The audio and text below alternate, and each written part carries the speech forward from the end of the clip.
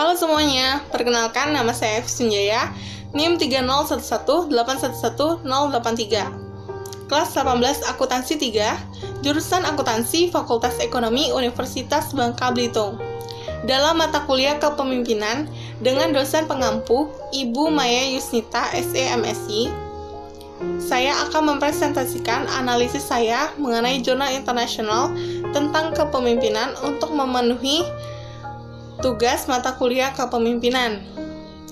Jurnalnya berjudul Mengembangkan Keterampilan Kepemimpinan di antara Remaja dan Dewasa Muda, Tinjauan Program Kepemimpinan. Jurnal ini ditulis oleh Despoina Carigiani dan Anthony Jude Montgomery. Terdapat beberapa topik pembahasan. Yang pertama, latar belakang penelitian. Yang kedua, tujuan penelitian. Kemudian yang ketiga, metode penelitian. Yang keempat, hasil. Yang kelima, kesimpulan. Yang keenam, batasan penelitian. Dan yang ketujuh, saran untuk penelitian selanjutnya. Latar belakang penelitian. Kepemimpinan dalam berbagai kasus dianggap sebagai kompetensi tingkat lanjut yang kompleks dan multi-komponen daripada ciri kepribadian yang tetap. Anak-anak dari segala usia dapat mengambil peran kepemimpinan. Akan tetapi, penelitian tentang pengembangan kepemimpinan berfokus secara eksklusif pada kepemimpinan orang dewasa, dan terdapat kesenjangan dalam literatur mengenai bagaimana kita harus mengembangkan pemimpin muda. Dalam penelitian Montgomery dan KW pada tahun 2015, sekolah adalah pengalaman organisasi utama di masa kanak-kanak dan remaja, dan dikomunikasikan kepada anak-anak sebagai pengalaman organisasi terpenting selama masa kanak-kanak. Menurut Murphy, pada tahun 2015, anak-anak menghabiskan rata-rata 12 tahun atau 15.000 jam dari tahun ke tahun di sekolah sebagai sebuah organisasi. Dalam penelitian Cooper, Hale, dan Simpson pada tahun 1994 menunjukkan bahwa siswa yang memiliki posisi kepemimpinan dalam organisasi kemahasiswaan berprestasi lebih baik daripada non-pemimpin dalam skala partisipasi pendidikan, pengembangan karir, keterlibatan dalam budaya, dan standar perencanaan hidup. Menurut Kuhn dan Weinberger pada tahun 2005, pemimpin remaja cenderung mengambil posisi manajerial sebagai orang dewasa, dan keterampilan kepemimpinan dapat berdampak positif di masa depan. Masa remaja merupakan masa penting untuk pertumbuhan kepemimpinan. Kepemimpinan yang meningkat pada masa remaja dapat memperkuat harga diri dan menjadi katalisator dalam perkembangan kedewasaan.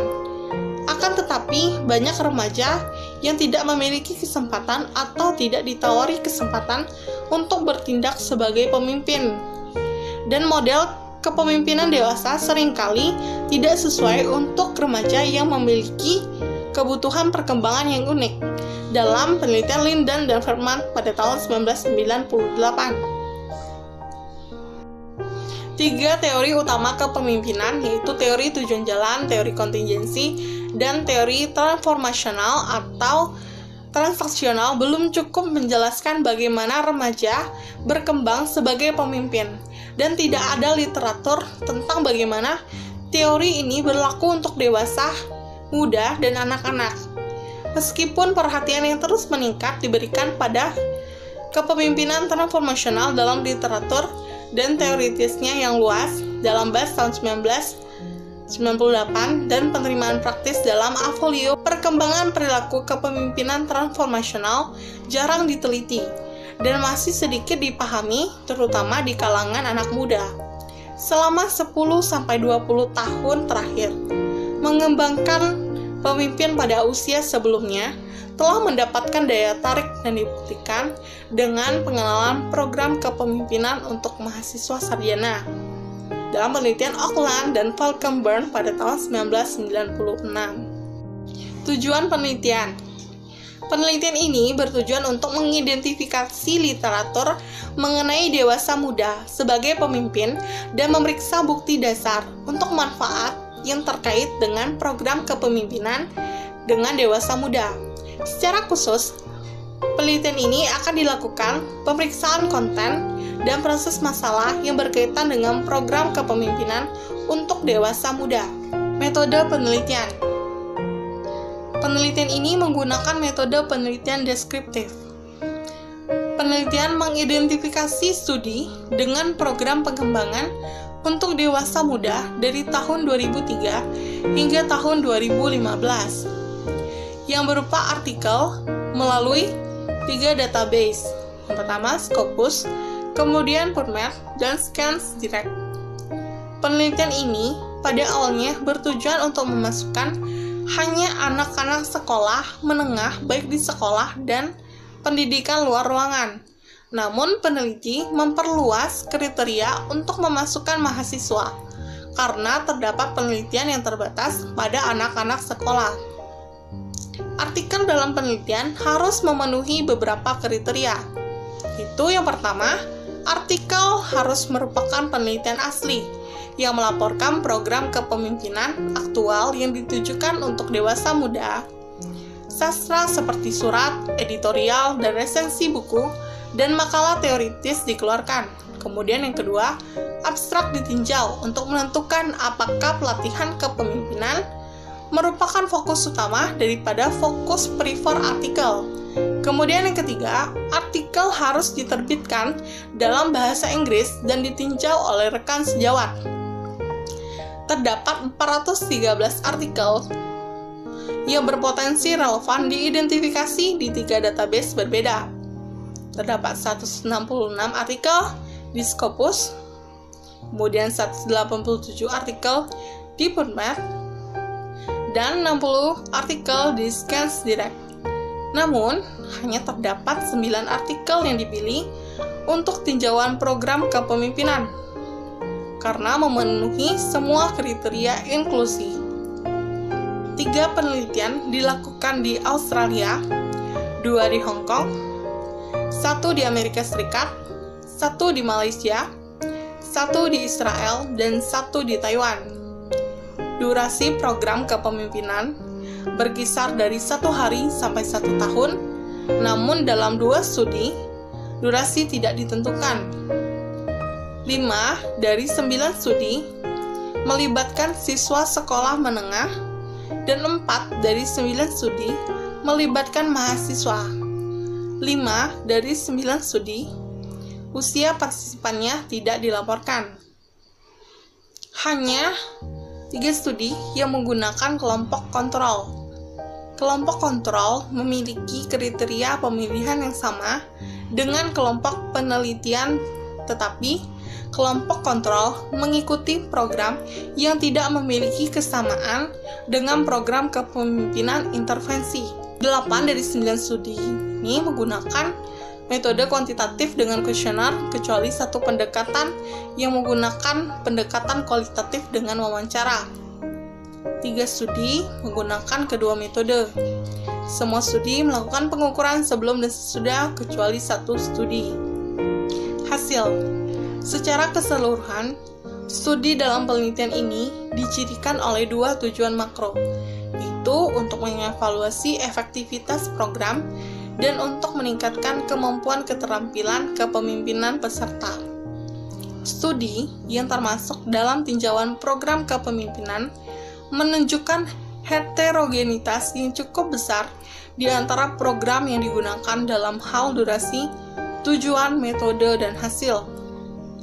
Dalam mengevaluasi studi secara koheren, studi dianalisis melalui 4 program kepemimpinan, yaitu kriteria seleksi siswa, latar belakang teoritis program, isi program, dan hasil program. Terdapat variasi yang cukup besar terkait dengan kriteria seleksi yang digunakan. Kriteria seleksi dilaporkan di semua studi kecuali 1 studi. Secara keseluruhan, mayoritas studi menargetkan orang-orang yang menunjukkan minat dalam mengembangkan keterampilan dan meyakini bahwa program tersebut akan bermanfaat bagi mereka. Studi yang ditinjau secara keseluruhan membuat referensi jauh ke teori dan isi program dilaporkan dalam semua studi kecuali status studi. Tidak ada perbedaan yang signifikan antara kelompok kontrol dan kelompok penelitian tentang kreativitas dan sikap kepemimpinan sebelum pelatihan, tetapi tidak termasuk hasil pasca pelatihan kelompok kontrol. Terdapat peningkatan pemikiran yang berbeda, komunikasi dan kemampuan berbicara di depan umum. Penelitian menunjukkan dampak yang bermanfaat pada keaktifan, kerjasama, komunikasi, empati, milik sekolah, hubungan di rumah, persahabatan, pengambilan keputusan, resolusi konflik, dan kepercayaan diri. Peserta menjadi lebih percaya diri dan positif untuk menghadapi tantangan dan mencapai tujuan melalui kemampuan untuk mengelola konflik dan bernegosiasi. Setelah program dilakukan, terdapat peningkatan pengembangan keterampilan, penerapan yang lebih besar dari keterampilan dalam kehidupan sehari-hari, dan pengembangan kepercayaan diri, serta peningkatan prospek pekerjaan. Sikap kelompok penelitian terhadap penyandang disabilitas di akhir program secara signifikan lebih positif daripada di awal program. Kesimpulan, studi yang ditinjau heterogen dan kurangnya ketelitian metodologis. Terdapat beberapa bukti bahwa dewasa muda mengalami program secara positif, dan perbaikan dicatat pada berbagai hasil psikologis seperti harga diri dan kesadaran umum mereka tentang kemungkinan untuk mengalami peran kepemimpinan. Penelitian ini tidak menemukan program pelatihan yang berkenan dengan dewasa muda yang dikucilkan, misalnya anggota geng dalam kepemimpinan yang melibatkan anak-anak yang terpinggirkan dan putus sekolah. Hal ini menunjukkan bahwa program kepemimpinan dipengaruhi oleh bias seleksi. Sebagian besar sekolah melibatkan siswanya dalam peran kepemimpinan. Oleh karena itu, mereka berisiko memasukkan anak muda ke dalam peran tanpa dukungan atau struktur yang sesuai dengan pendekatan belajar sambil melakukan. Terdapat kemungkinan individu yang dipilih adalah mereka yang berprestasi secara akademis atau perilakunya sesuai dengan norma sekolah. Saat ini, masyarakat memiliki banyak harapan dari para pemimpin tentang bagaimana menjalankan organisasi mereka dan berhasil dalam situasi sulit. Grierson, Morrison, dan Black pada tahun 1998 telah mengidentifikasi 4 strategi yang sangat efektif dalam pengembangan global, yaitu perjalanan ke luar negeri dengan keterlibatan dengan cara hidup negara, bekerja erat dalam tim dengan orang-orang yang berasal dari berbagai latar belakang dan perspektif, kemudian pelatihan yang melibatkan kelas dan proyek pembelajaran tindakan, dan penugasan ke luar negeri yang memperluas sudut pandang para pemimpin global di masa depan. Seseorang dapat berargumen bahwa kualitas yang disebutkan tersebut dapat lebih mudah ditanamkan di antara anak muda daripada para eksekutif berpengalaman. Namun, tidak ada bukti yang telah diulas dalam penelitian mengeksplorasi apakah peneliti dapat melibatkan dewasa muda dalam mendefinisikan ulang kepemimpinan. Batasan penelitian. Penelitian ini dibatasi oleh masalah file, di mana ada kemungkinan bahwa pekerjaan yang tidak dipublikasikan mungkin terlewat. Penelitian ini juga hanya menggunakan artikel bahasa Inggris saja untuk ditinjau. Sifat heterogen dalam penelitian merupakan penghalang untuk mensintesis hasil program dengan cara yang beragam, dan terdapat bias seleksi dalam penelitian ini. Saran untuk penelitian selanjutnya. Penelitian selanjutnya dapat membahas kontribusi sekolah dalam pengembangan keterampilan kepemimpinan di kalangan siswa. Penelitian selanjutnya juga dapat memeriksa apakah sekolah berperan dalam memperkuat kepercayaan anak-anak bahwa mereka tidak memiliki kemampuan kepemimpinan berdasarkan etnis, kelas, atau jenis kelamin? Penelitian selanjutnya dapat memperluas studi dan juga tidak hanya menggunakan artikel berbahasa Inggris saja. Sekian presentasi analisis jurnal internasional dari saya. Mohon maaf apabila terdapat kesalahan dalam melakukan analisis ataupun dalam menyampaikan presentasi. Terima kasih.